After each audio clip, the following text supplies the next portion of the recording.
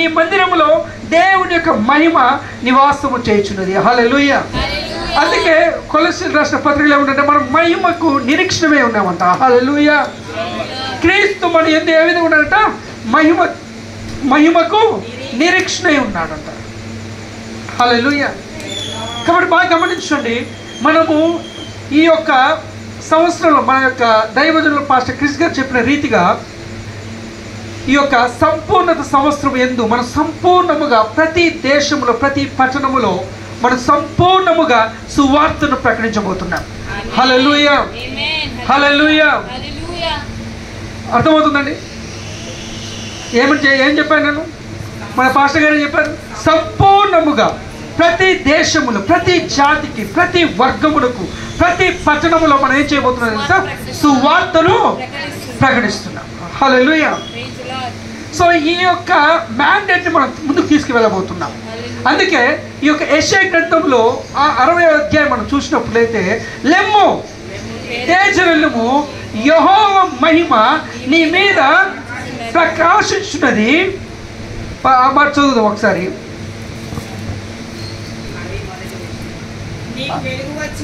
నీకు వెలుగు వచ్చి ఉన్నది, లెమ్ము తేజరిల్లుము, యెహోవా మహిమ.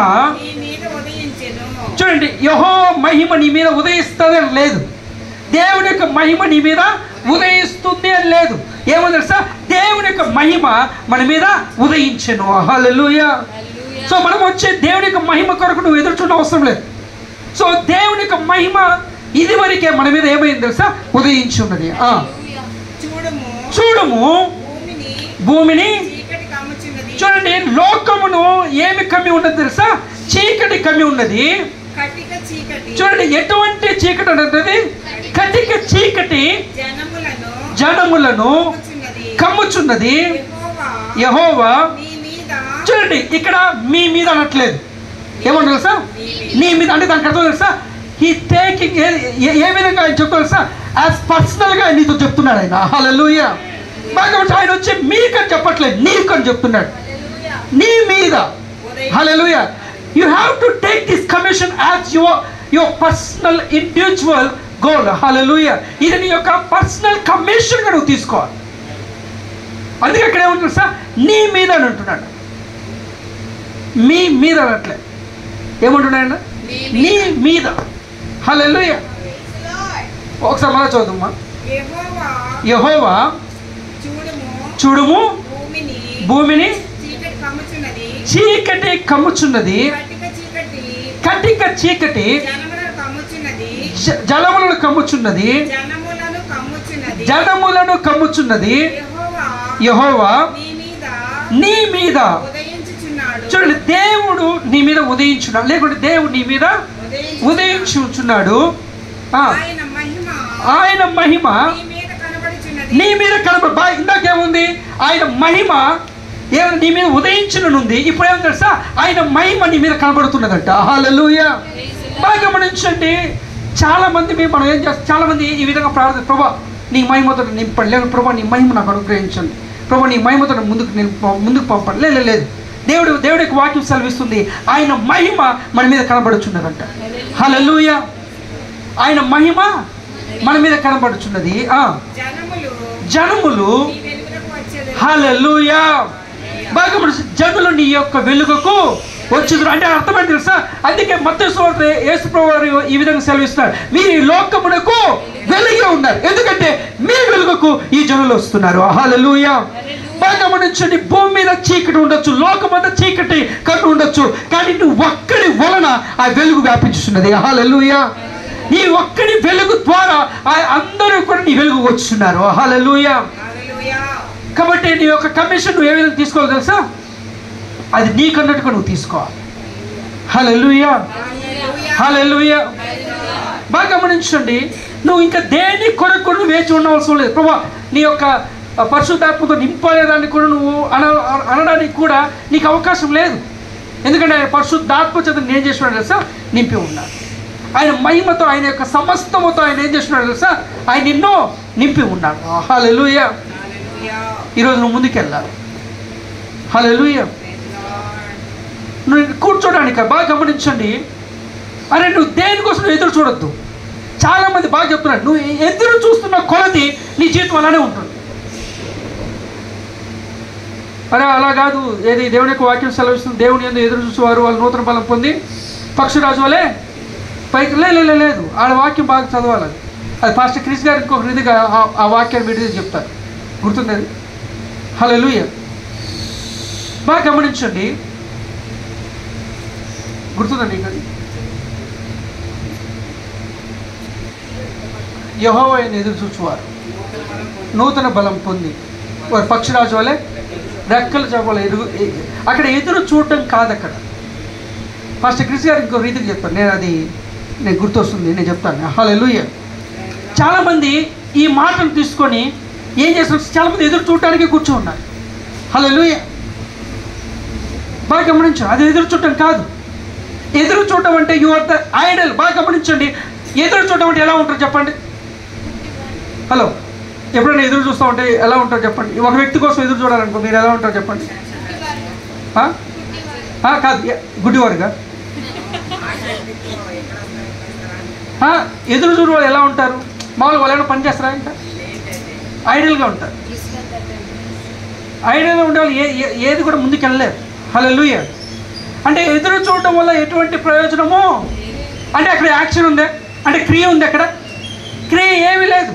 బాగా గమనించండి, అక్కడ బాగా గమనించండి. దేవుడి ఎదురు చూడటం అంటే మనము ఏది ఐడల్గా కూర్చోవడం కాదు.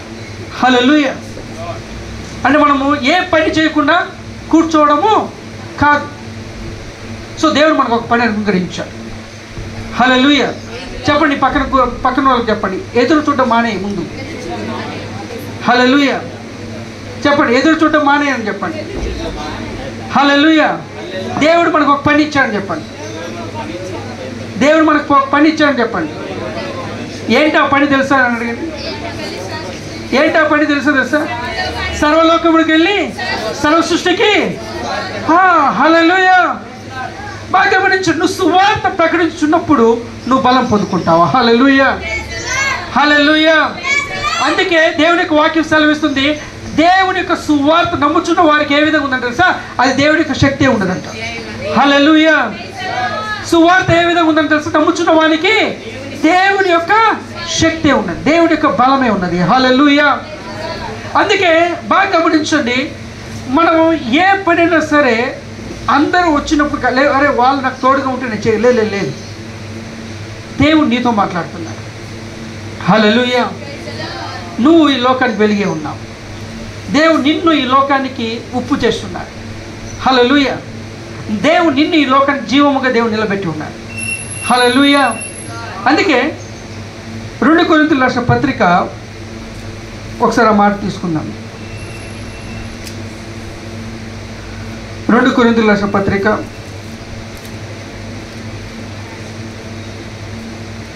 హల్లెలూయా 2వ అధ్యాయం. సో ఇక్కడ పౌలు గారు ఇక్కడ కూడా ఒక మాట చెప్తున్నాడు. ఏదైతే మనకు పాస్టర్ క్రిస్ గారు ఈ యొక్క నూతన సంవత్సరం చెప్పారో, నేను ఆ మాటను మరలా ఇంకొక మాటను మీకు చూపించి నేను ఆ మాట మీకు చెప్పబోతున్నాను. హల్లెలూయా. సో 2వ అధ్యాయం 12వ వచనం చదువుకుందాం. క్రీస్తు సువార్త ప్రకటించుటకు. హల్లెలూయా. బాబు ఆయన త్రోయాకి ఎందుకు వెళ్ళాడంట? త్రోయాకి ఎందుకు వెళ్ళాడంట ఆయన? హల్లెలూయా. చెప్పండి, హల్లెలూయా. క్రీస్తు సువార్త ప్రకటించడానికి పౌలు గారు ఎక్కడికి వెళ్ళారు? త్రోయాకు వచ్చినప్పుడు, ప్రభునందు నాకు మంచి సమయము ప్రార్థించి ఉండగా సహోదరుడు తీతు నాకు కనబడినందున నా మనసులో నెమ్మది లేక వారి యొక్క సెలవు తీసుకుని అక్కడ నుండి మాసిదోనియాకు బయలుదేరి తిని.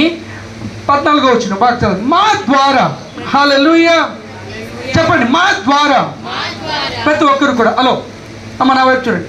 మా ద్వారా క్రీస్తుని గూర్చిన జ్ఞానము యొక్క సువాసనను ప్రతి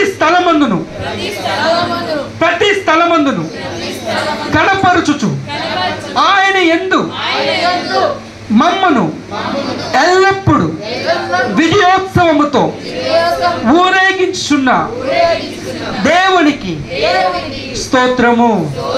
హల్లెలూయా. బాగా గమనించండి, ఇక్కడ పౌలు చాలా బోల్డ్ స్టేట్మెంట్ ఇస్తున్నాడు. ఏమని తెలుసా? మేము ప్రతి స్థలమందు మేమేం చూస్తున్నాం తెలుసా?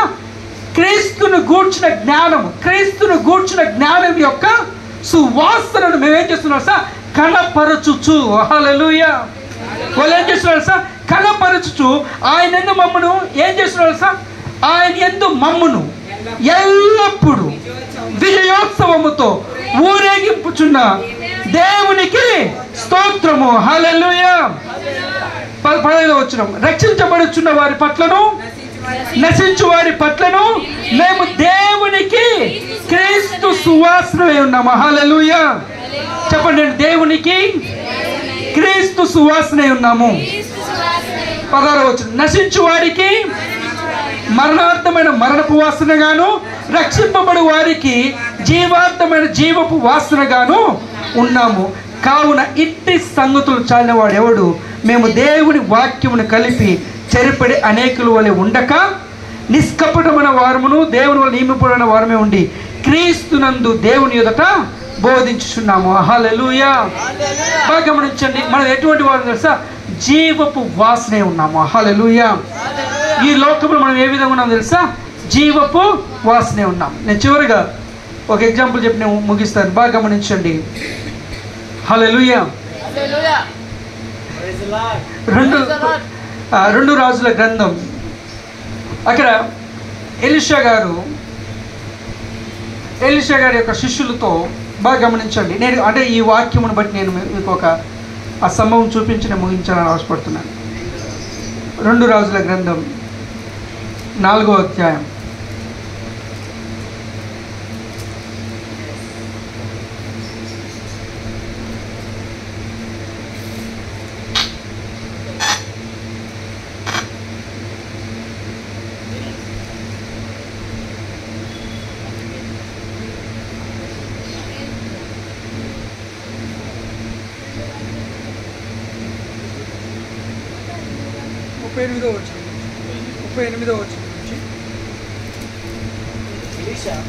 ఎలీషా గిల్గాలును తిరిగి రాగా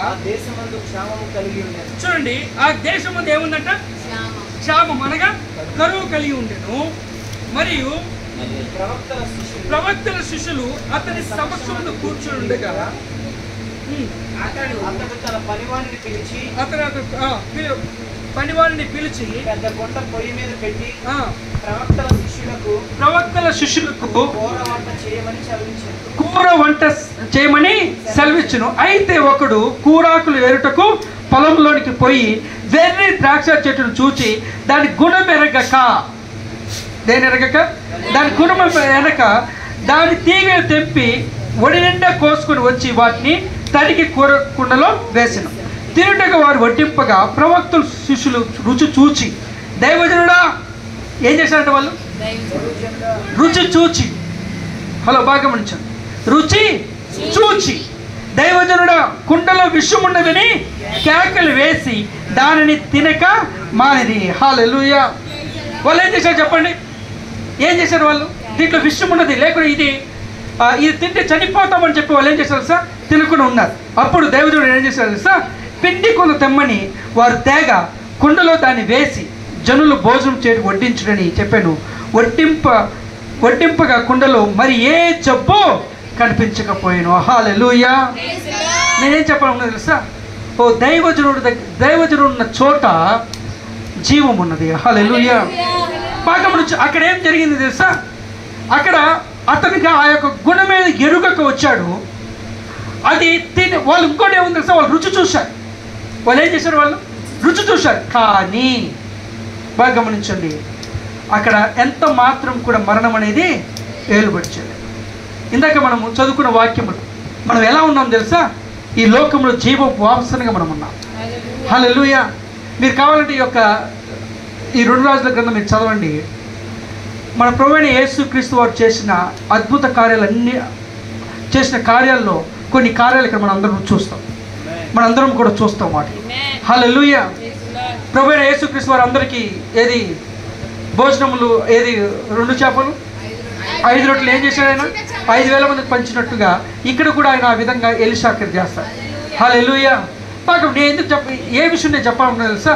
మనం ఉన్న చోట ఏముంది తెలుసా? జీవం ఉన్నది. హల్లెలూయా. మీరు ఏ చోట్ల ఉన్నా కూడా అక్కడ మరణం ఎంత మాత్రం కూడా పరిపాలన చేయదు. కేవలం జీవం మాత్రమే పరిపాలన చేస్తున్నాం. కేవలం జీవం మాత్రమే మీ గుండా పరిపాలన చేయను గాక. Amen. Hallelujah. So thank you so much for the opportunity. So ఒకవేళ ఎక్కువ సమయం చేసుకుంటే దయచేసి క్షమించండి. So thank you so much.